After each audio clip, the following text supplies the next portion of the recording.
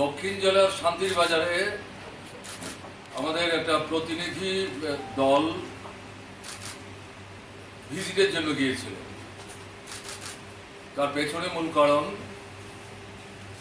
গত 5ই মে মহামতি কার্ল মার্কসের জন্মের 204 বছর পূর্তি উপলক্ষে ত্রিপুরার বিভিন্ন জায়গার মতো শান্তির বাজারে 3 বছরের বেশি সময় ধরে যে পার্টি অফিসটা বন্ধ, তার সামনে তার একটা ছবি রেখে ফুল মালা দিয়ে শ্রদ্ধা জানিয়েছিল। এরপর তারা বাড়িতে ফিরে যাওয়ার পর যারাই এই অনুষ্ঠানে অংশগ্রহণ করেছিলেন বাছাই করে করে তাদের প্রত্যেকের বাড়িতে এবং এর মধ্যে বিশেষ করে একটু নেতৃস্থানীয় যারা তাদের উপরও দৈহিক আক্রমণ সংঘটিত হয় এবং হাসপাতালে যাওয়ার মতো কোনো সাহায্য সহযোগিতা তারা পাচ্ছিলেন না। শেষ পর্যন্ত এখান থেকে বাদলবাবুরা যোগাযোগ করেন, পুলিশ গিয়ে একজনকে হাসপাতালে নিয়ে যান, কিন্তু হাসপাতালও থ্রেটেন্ড হয়, ফলে সেখান থেকে সূর্য উদয় হওয়ার আগেই পালিয়ে চলে আসে। এগুলি সমস্ত শোনার পর আমাদের মনে হয়েছে যে এদের সাথে আমাদের সাক্ষাৎ করা দরকার। তো আজকে আমরা সেখানে যাই। কালকে ডাইরেক্টর জেনারেল অফ পুলিশ তাকে আমাদের এই যে ভিজিটটা হবে আগাম জানানো হয় এবং কারা কারা যাবেন সেটাও আমরা উল্লেখ করি।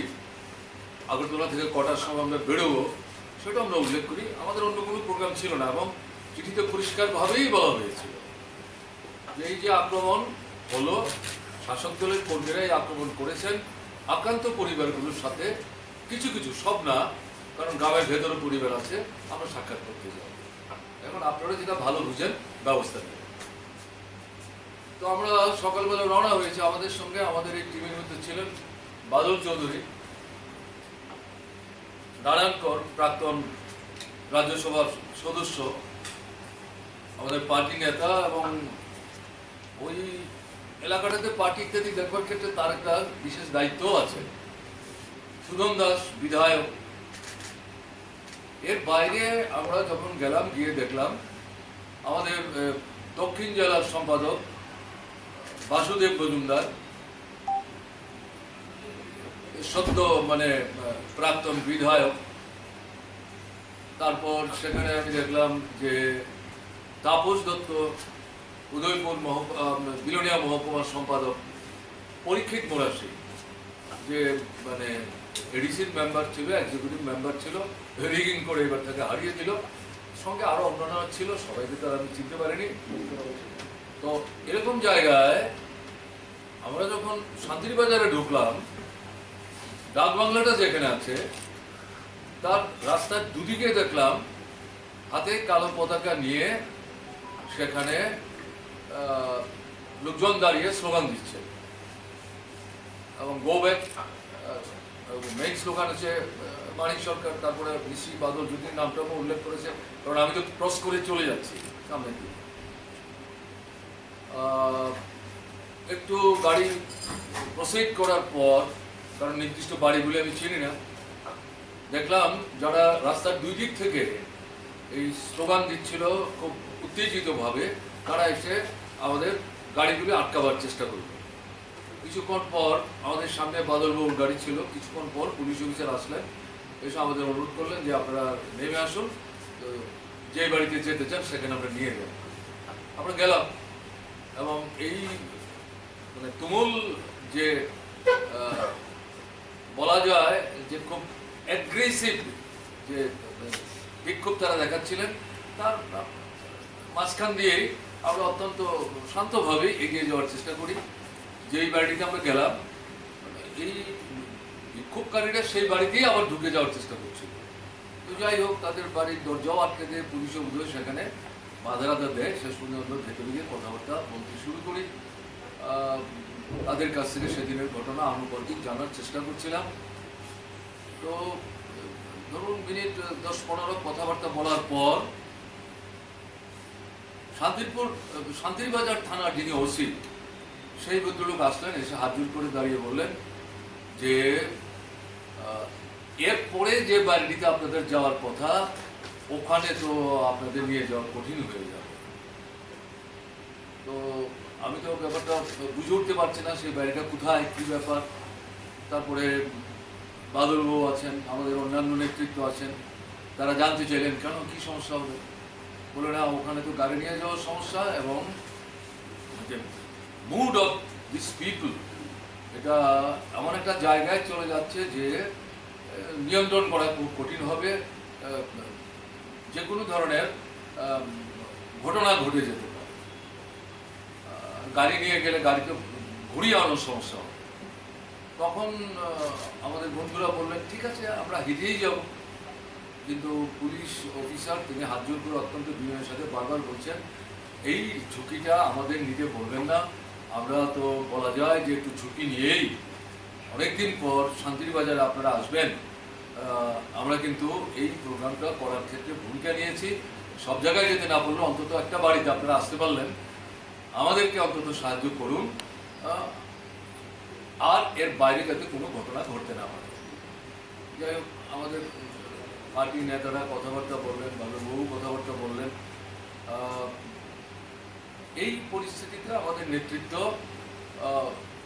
খুব ধীরস্থিরভাবেই তারা এটা উপলব্ধি করলেন যে পুলিশ যেখানে অনুরোধ করছে বারবার, তারাই নিয়ে যেতে সাহস পাচ্ছে না। এরকম পরিস্থিতিতে আমরা যদি যাওয়ার চেষ্টা করি, গাড়িতে যাই আর হেঁটে যাই, কোনো ঘটনা ঘটলে পরে তো সমস্ত দায়টা আমাদের কাছেই চাপাবে। কেমন এই পরিস্থিতিতে বলছে ঠিক আছে, আপনারা যখন বলছেন আপনাদের অনুরোধ তো আমরা উপেক্ষা করতে পারবো না, অলরাইট আপনারা আমাদের যখন নিয়ে যেতে পারবেন না আমরা যাচ্ছি না। কিছুক্ষণ পরে দারোগাবু এসে বললেন চলুন, আমরা গাড়ি ঘুরিয়ে ফেলেছি। বাদলবাবু বারবারই বলছিলেন এই যে রাস্তার উপরে এই হট্টগোলটা চলছে এটা পরিষ্কার করুন। বলে না, অসুবিধা হবে না, আমরা নিয়ে যাব। তো আমি সবার সামনে আমরা বেরোচ্ছি, মূল রাস্তা থেকে একটু নিচে বেরোতে গিয়ে দেখলাম প্রচন্ড রকম ভাবে সেখান থেকে ঢিল পাটকেল আসতে শুরু করলো। আপনার ব্রিক ব্যাগস, স্টোন চিপস, তারপরে আপনার